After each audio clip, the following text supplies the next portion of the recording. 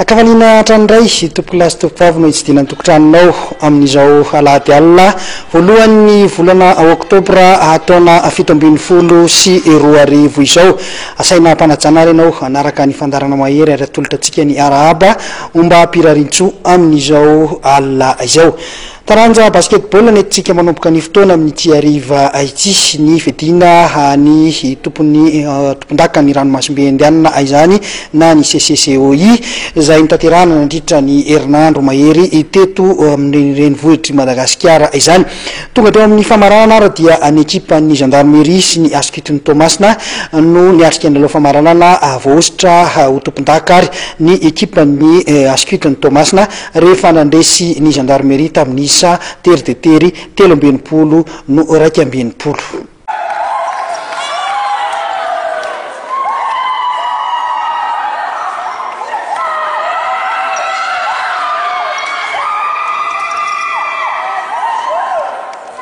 Samy tsy mivoaka teto Madagasikara avokoa ny amboarana teo amin'ny lehilahy na teo amin'ny vehivavy nandritra ny fiadinan'ny amboarana ranomasimbe indianina ho an'ny ekipa tompondaka taranja basket na ny CCCOI 17 rariny loatra mivokatra satria ekipa malagasy avokoa no niatrika ny famaranana tsy nisy mpijery teny amin'ny lapan'ny fanatanjahantena Mahamasina itolakandro io. Teo amin'ny sokajy vehivavy aloha dia ny ekipan'ny Fandrefiala no voasitra ho tompondaka rehefa nandesiny ekipan'ny Tamifa tamin'ny 17 no 20.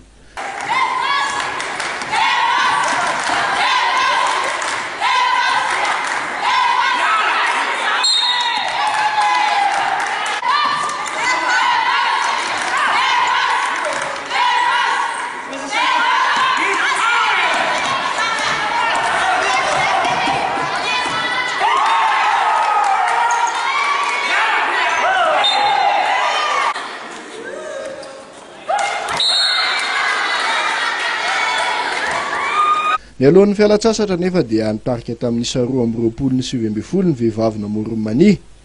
Nanomboka teo amin'ny apaefam-potoana fahatelo vao nanomboka nampiseho ny traikefany sy ny tanjany ny ekipan'ny Fandrefiala ka nitarika tamin'ny 3-30.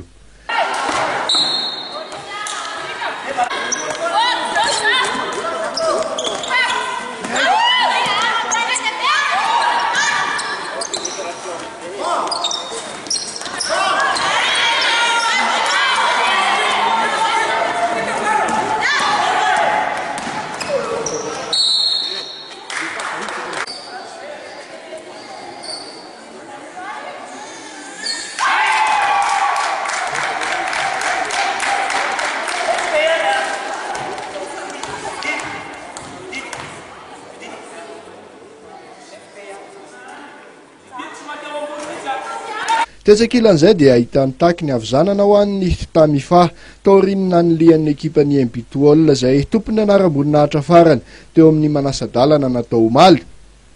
Ny tanany larana fahatelo tamin'ity CCCOI 17 ity moa ny ekipan'ny Mbituol rehefa nanamotsana ny ekipan'ny BCM Mayotte tamin'ny 10-10 no 50.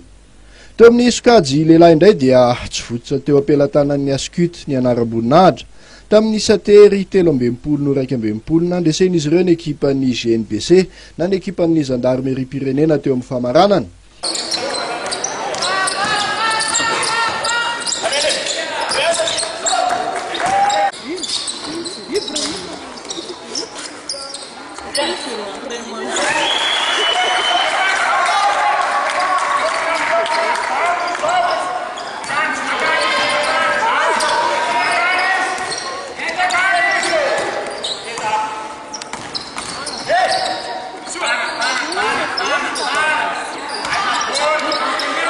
Teno azo vokatra satria dia niady hatramin'ny segondra farany lalao. Ireto ekipa roa ny batany amboaran'io ranomasimbe indianina sy ny faritra fafito ity araka izany ny solotena ny faritra fafito amin'ny fiadinany amboara ho an'ny ekipa tompondaka aty Afrika ny andian'ny 2-30 izay atao Atsoatsy.